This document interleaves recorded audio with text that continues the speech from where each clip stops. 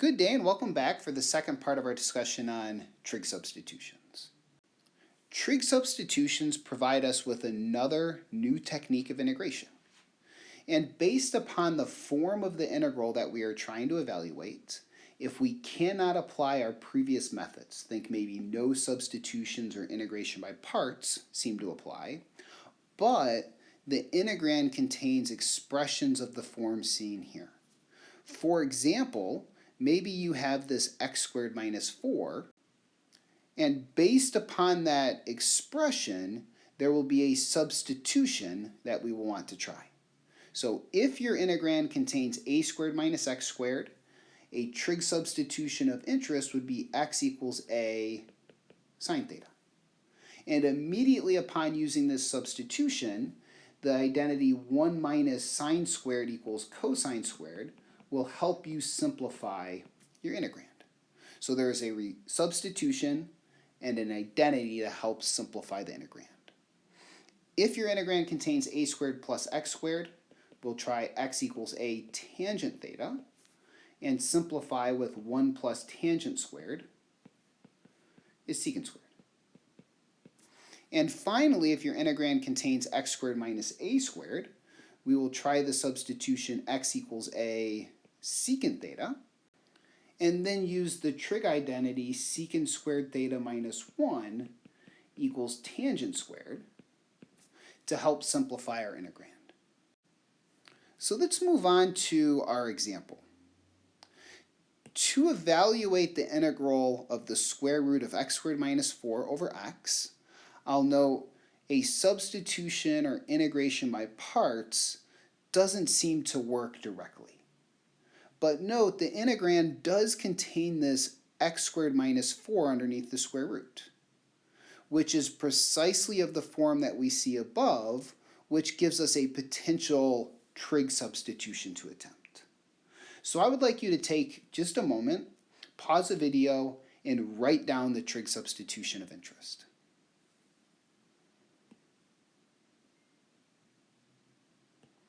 And in this case, note it's x squared minus 4, and 4 is 2 squared. So our a value is 2, so we will want to try x equals 2 secant theta. And we need to write this entire integrand solely in terms of thetas. So the dx will need to be replaced with 2 secant theta tangent theta d theta. So substituting this all into our integral, we have the square root of x squared minus 4. So that would be the square root of 4 secant squared theta, that would be x squared, minus 4, all divided by x, multiplied by dx.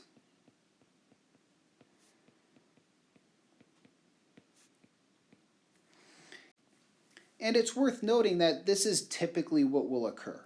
After we make our trig substitution, it really looks like a complete mess. But what we need to do is remember there is a trig identity that will hopefully help us simplify, and there also might be some other potential simplifications.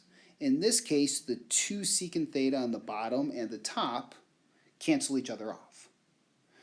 Furthermore, note what's underneath this square root can be written as 4 times the quantity secant squared theta minus 1.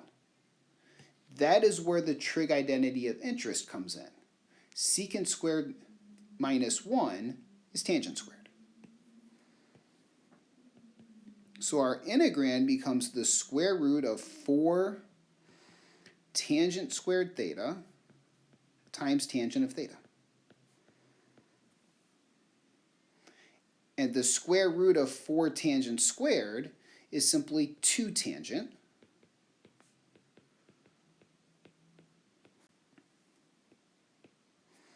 And when we pull out the 2, we're left anti-differentiating tangent squared.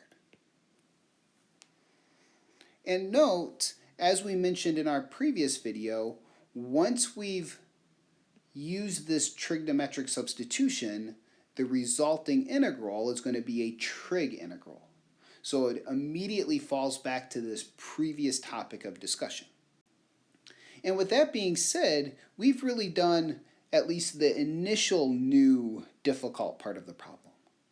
What remains, at least in terms of this next upcoming step, is a familiar part. So I would like you to pause the video, give yourself 4 or 5 minutes, and see if you can finish up this integral.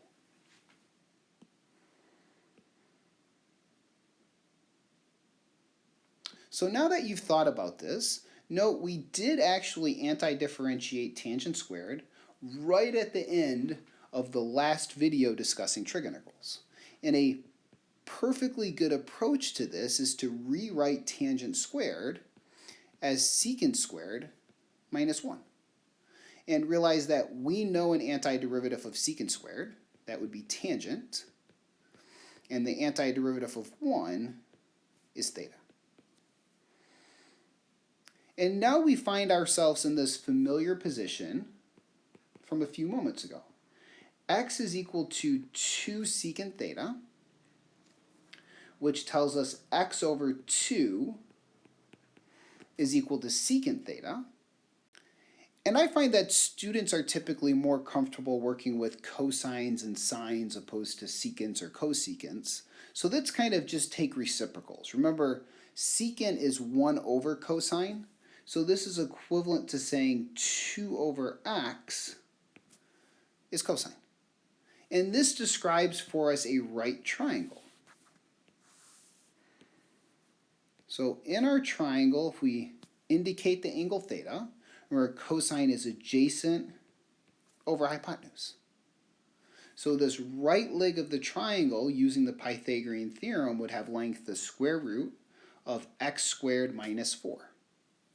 And note, similar to our previous observation, the square root of x squared minus 4 is the precise expression in our integral that prompted this trig substitution. So now we can express everything back in terms of x. So tangent theta, remember, is opposite over adjacent. So square root of x squared minus 4 over 2. Theta, the best we can do is rewrite that in terms of inverse trig functions. So if cosine theta is equal to 2 over x, this means that the arc cosine of 2 over x is equal to theta.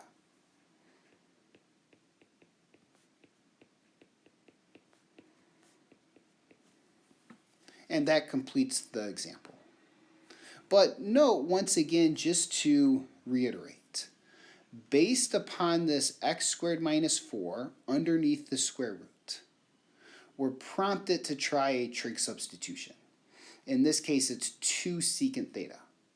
Once we make that substitution, we can simplify using a trig identity, and the resulting integral that's going to be left for us to evaluate is a trigonometric integral. We evaluate, and in order to resubstitute, more often than not, we are going to need to draw a right triangle. And that wraps up our current discussion. In the next video, we will explore several more common examples illustrating how we can use a trigonometric substitution. So stay tuned and take care.